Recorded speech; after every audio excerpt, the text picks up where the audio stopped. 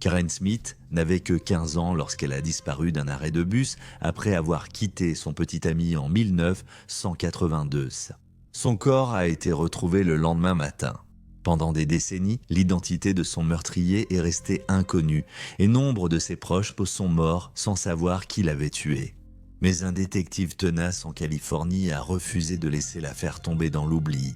Quand le dossier non résolu de Karen est arrivé sur son bureau, il s'est mis au travail et a finalement obtenu justice pour elle et sa famille.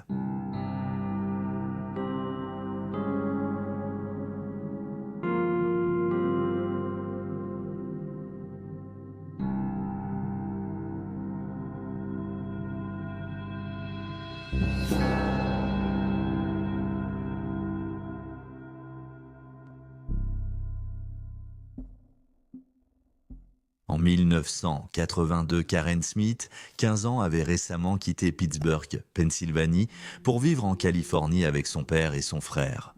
Elle s'est vite inscrite au lycée de Palo Alto et s'est rapidement adaptée à la région, utilisant souvent les transports en commun. Le soir du 2 septembre, elle a retrouvé son petit ami dans un magasin 7-Eleven du quartier. Avant, le couple avait joué au mini-golf puis a fini son rendez-vous par une promenade jusqu'à l'école primaire Ponderosa, toute proche. Peu après minuit, le petit ami de Karen l'a accompagné jusqu'à son arrêt de bus avant que le couple ne se sépare. Karen n'est jamais rentrée chez elle cette nuit-là. Le matin suivant, un chauffeur de camion a découvert le corps de la jeune fille de 15 ans à une centaine de mètres de l'arrêt de bus où elle avait été vue pour la dernière fois. Jetée par-dessus un 1,20 mètres taché de sang, elle avait été abandonnée dans les buissons comme un déchet. Elle était nue, les poignets liés avec sa chemise à rayures et sa veste nouée à la cheville gauche. Karen avait été poignardée plus de 60 fois, dont 18 fois en plein cœur, et elle avait été violée. Son petit ami de l'époque se rappelle avoir appris son meurtre. David Wood est demeuré suspect durant des décennies, jusqu'à ce que les progrès médico-légaux modernes l'excluent de l'enquête. Il se rappelait être rentré précipitamment ce soir-là, plutôt que d'attendre le bus avec elle, de peur de rater le couvre-feu. En 2022, il l'a déclaré aux médias par courriel. Pendant 40 ans, j'ai souffert du chagrin causé par la perte horrible d'une belle jeune fille dont je tombais amoureux. J'espère que cette arrestation apportera un certain apaisement à sa famille, à moi-même et à ses autres proches. L'enquête sur le meurtre de Karen a été difficile, malgré le fait que le tueur ait laissé derrière lui à la fois son propre sang et son sperme sur la scène du crime, deux éléments riches en preuves acides désoxyribonucléiques. Les techniques médico-légales limitées signifiant que la police ne pouvait pas l'identifier grâce à elle, surtout lorsqu'aucune correspondance n'apparaissait dans leur base de données acides désoxyribonucléiques. Comme mentionné précédemment, l'ancien petit ami de Karen a été suspecté dans cette affaire pendant des décennies, mais il n'y a jamais eu aucune preuve le liant à son meurtre. L'autre indice principal dans l'affaire était un vieux fourgon blanc de style ancien qui avait été garé près de la scène du crime. Mais il n'a jamais été identifié et on ignore aujourd'hui s'il est lié au meurtre de Karen. Plus de 20 détectives différents ont examiné l'affaire au fil des décennies. Mais pendant près de 40 ans, peu de progrès ont été réalisés. Le père et la sœur aînée de Karen sont tous deux décédés sans jamais connaître la vérité sur ce qui est arrivé à la jeune fille de 15 ans. En 2022 seulement, sa tante a reçu un appel de Sunnyvale, Californie, du détective Matt Hutchinson qui avait relancé l'affaire des années plus tôt. Et elle a appris que le meurtrier avait non seulement été identifié, mais qu'il était toujours en vie, et qu'il serait arrêté et inculpé pour le viol et le meurtre de Karen. Hutchinson s'est lui-même rendu sur l'île hawaïenne de Maui pour arrêter le coupable.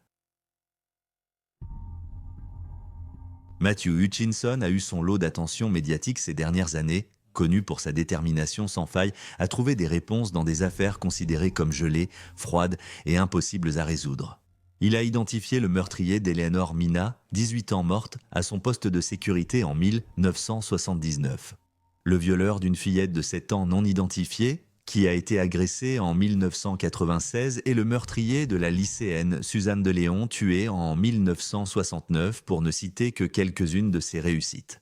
Hutchinson a repris son premier cold case en 2014, déclarant « Ça m'a frappé que ces familles attendent toujours ».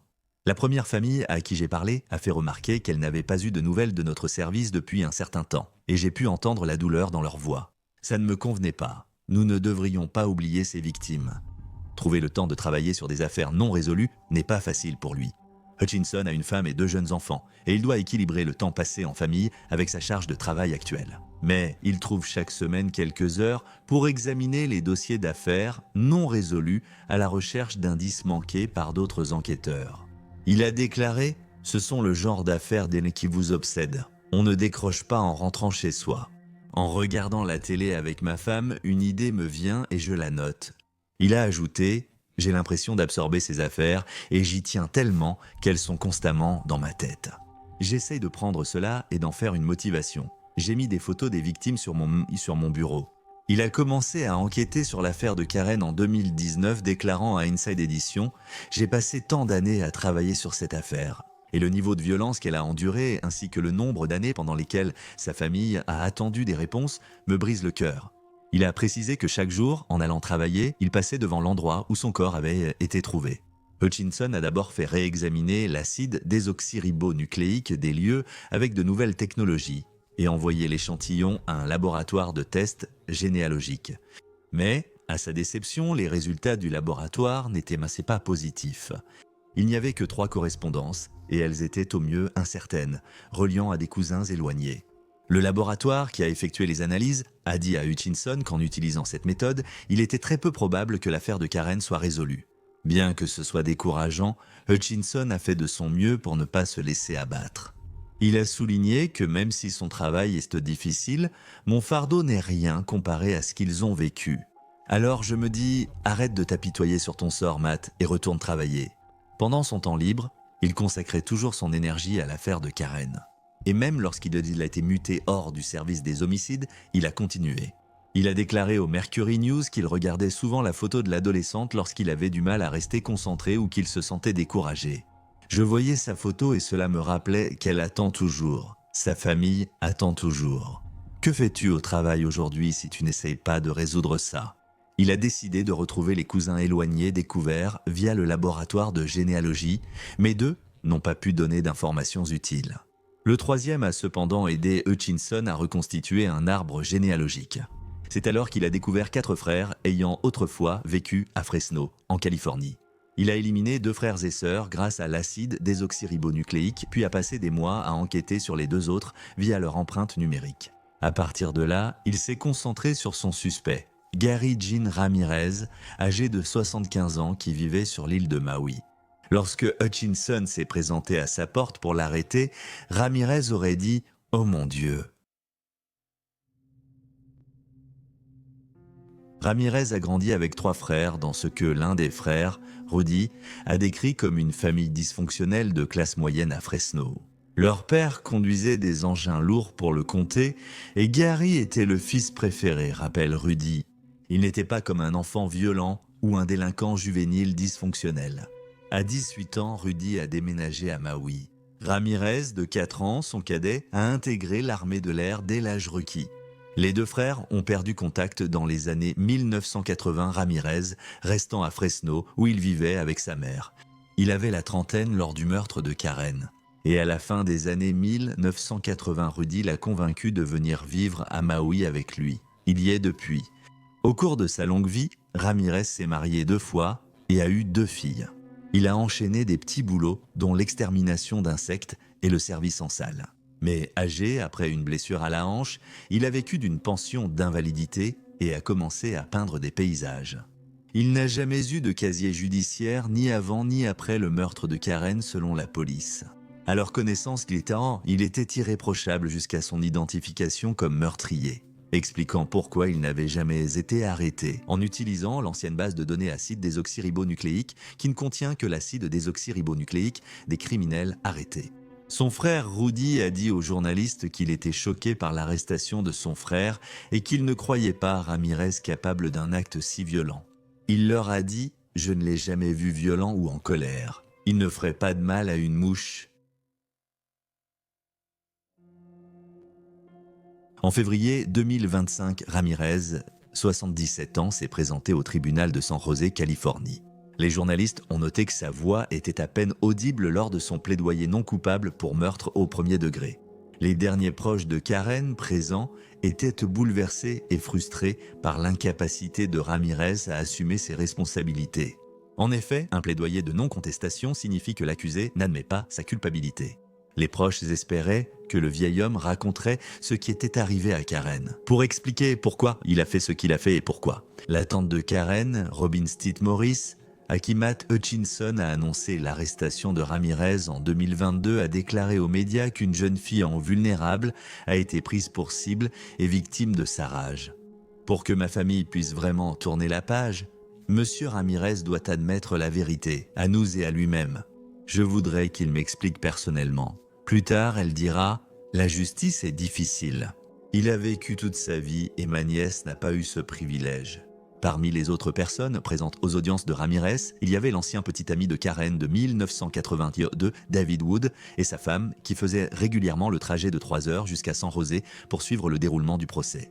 Tracy Lancaster, la meilleure amie de Karen à l'école, a rappelé « Nous étions des enfants. Personne ne mérite cela, c'est pourquoi nous sommes ici », a déclaré David Wood aux journalistes. J'ai assisté à chaque audience juste pour la représenter, pour lui faire savoir qu'elle a encore des gens ici qui pensent à elle, qui souffrent encore de ce qu'il a fait. Si elle peut ressentir ce qui arrive grâce à nous, nous sommes là, ses yeux et ses oreilles. Le 12 mai 2025, l'affaire de Karen s'est enfin terminée, quand Ramirez a été condamné à perpétuité avec possibilité de libération conditionnelle à 90 ans. Bien qu'il ait initialement plaidé non coupable, il a décidé de changer son plaidoyer car il risquait la prison à vie sans possibilité de libération conditionnelle. Un porte-parole du procureur a déclaré à la presse que la peine de l'accusé était due à sa volonté de plaider coupable dès le début de la procédure pour une accusation qui, compte tenu de son âge, équivaut pratiquement à une peine de prison à vie. Matthew Hutchinson continue de s'attaquer à des affaires restées longtemps non résolues et affirme qu'à chaque victoire, il gagne un nouvel élan pour continuer à résoudre des enquêtes. Je travaille sur 2 meurtres non résolus et nous suivons des pistes actives, a-t-il déclaré au Daily Mail en 2024. Il a ajouté que le vrai travail difficile est celui des familles qui se battent constamment pour mettre en avant le nom et la mémoire de leurs proches. Vous faites le travail difficile en gardant l'espoir vivant, en gardant la mémoire de vos proches vivante. N'abandonnez jamais et ne pensez pas que vous dérangez le service. Nous pouvons résoudre ces affaires et nous le devons. Voici les faits. Merci de partager vos réflexions et réactions en commentaire. Et n'oubliez pas d'aimer cette vidéo et de vous abonner pour soutenir la chaîne. Merci d'avoir regardé. Restez vigilants, restez en sécurité et on se retrouve la prochaine fois.